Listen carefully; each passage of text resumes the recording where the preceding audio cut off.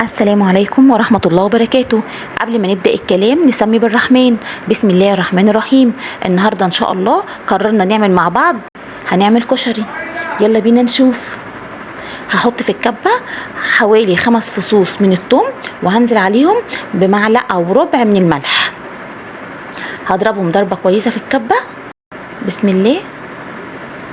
وانا بضربهم انا محضرة على النار فرمه 3 شفاشق من القوطه ومصفيهم كويس جدا وحطاهم على النار بيتسبكوا.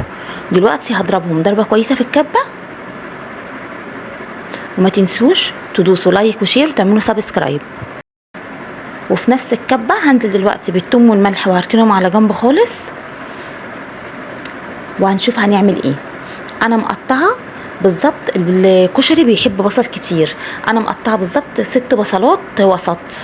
هديهم برضو ضربه في الكبه كويسه كده، ضربه يعني ايه ناعمه. وهقول لكم ليه.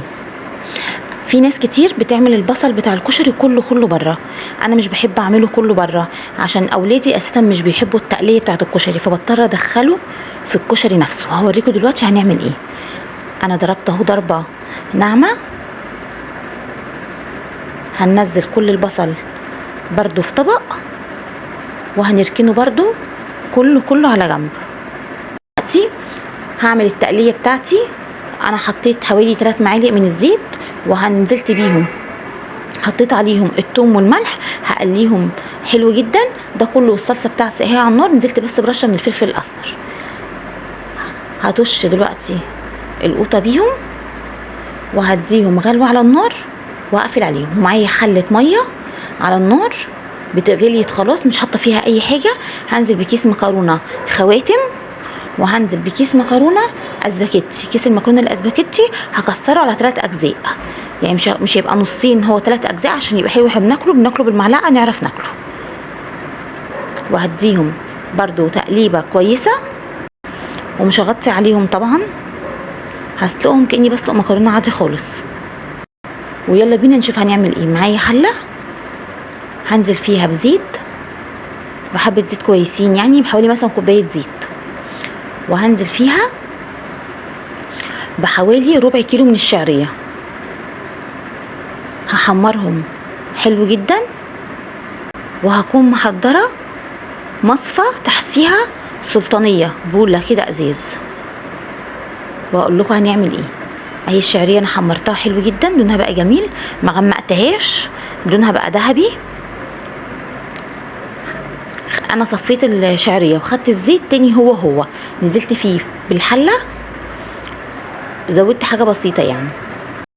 ودلوقتي انا حطيت الزيت على النار هيتقدح، وتعالوا بينا هنشوف نعمل ايه. انا كنت ناقعه كميه كده كويسه من الحمص في ميه سخنه. حطيت كزرولة من الميه على النار بتغلي، ما حطيتش فيها اي حاجه. هنزل بالحمص بتاعي كله، اسيبه بقى على النار لغايه لما اجي امسك الحمصيه الاقيها استوت. دلوقتي هنزل بالبصل بتاعي كله، هقليه حلو جدا على النار. هسيبه لانه هياخد وقت شويه. ويلا بينا نشوف هنعمل ايه. دلوقتي انا حطيت في طاسه حوالي فنجان من الزيت، ونزلت بيه بقرن فلفل احمر مقطعاه، ومعايا بابريكا ورشه من الملح ورشه من الفلفل الاسمر و3 معالق كبار من الشطه. دي شطه الزيت يا جماعه. وهنزل عليهم الاول، هقدحهم حلو جدا مع بعض، وهنزل عليهم بعصره ليمونه ياخدوا غلوه كده كويسين مع بعض. وهنزل بفنجان صغير من الصلصه اللي انا عملتها وخلاص خلصت خالص. اهي شطه الزيت بعد ما خلصت. ودلوقتي عشان نحضر الدقه، انا كنت واخده معلقه من الثوم وهرش عليهم رشه بسيطه من الكمون، وهنزل بربع فنجان من الخل، وهغرقه يعني هامله السلطانيه اللي معايا دي كلها ميه سخنه بتغلي من الكتل. وبرده يعني حوالي معلقه صغيره من الصلصه اللي انا كنت عاملاها عشان بتخلي لونها جميل. دلوقتي البصل بتاعي خلاص كله بقى لونه جميل والكرمل وبقى لونه بني. نزلت عليه بكتل من الميه السخنه. وهنزل دلوقتي بالعدس. ده ربع كيلو من العدس، انا كنت نقعاه، هو عدس مستورد مش عدس بلدي. انا كنت نقعاه وسبته شويه في الميه. ودلوقتي نزلت بالتوابل بتاعتي، نزلت بالملح والفلفل الاسمر والكمون. هقلبهم تقليبه كويسه، وهغطي عليه وهسيبه على النار من تلت لنص ساعه. ودي المكرونه بتاعتي بعد ما صفيتها، رشيت عليها ملح وفلفل اسمر وكمون، وهرش عليها يعني رشه بسيطه كده من الزيت. وهحط في الحله حوالي معلقه زيت. هقلبها حلو جدا بايدي عشان بحيث ان انا ادخل الكمون والفلفل الاسمر والملح فيها كلها تشرب من بعضها. ونشوف يلا بينا هنعمل ايه. هحط الحله بتاعتي على النار وهنزل بالمكرونه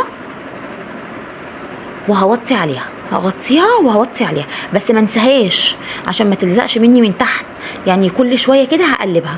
ودلوقتي العدس بتاعي بسم الله ما شاء الله اهو. اول كده ما حسيت خلاص ان هو استوى كنت غاسله نص كيلو من الرز. ربع كيلو عدس بياخد نص كيلو رز. كنت غاسلاه ونقعاه حلو جدا. هقلبه مع العدس عشان ياخد من البصل. انا ليه بقى عملت كده في البصل؟ لان انا اولادي زي ما قلت لكم هم مش بيحبوا البصل، مش بيحبوا التقليه، فاضطريت كده ادخلها لهم في الكشري. ودلوقتي نزلت بالشعريه. هقلبهم مع بعض حلو جدا عشان يشربوا كلهم من بعض. وغطيته وهسيبه على البوتاجاز. ودلوقتي هنعمل عيش قطامش. كشري ما ينفعش من غير عيش قطامش. بصوا انا بقطعه ازاي عشان كله يطلع قد بعضه ويطلع متساوي. بيبقى سهل جدا على فكره، بيبقى شكله حلو جدا لما بتيجي تطلعيه بتلاقيه كله قد بعضه. قطعيه بالمقص والله سهل ومريح جدا.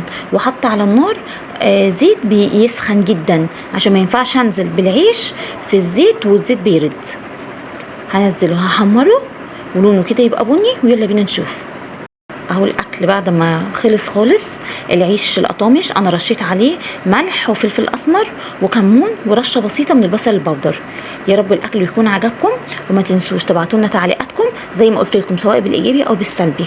والسلام عليكم ورحمه الله وبركاته.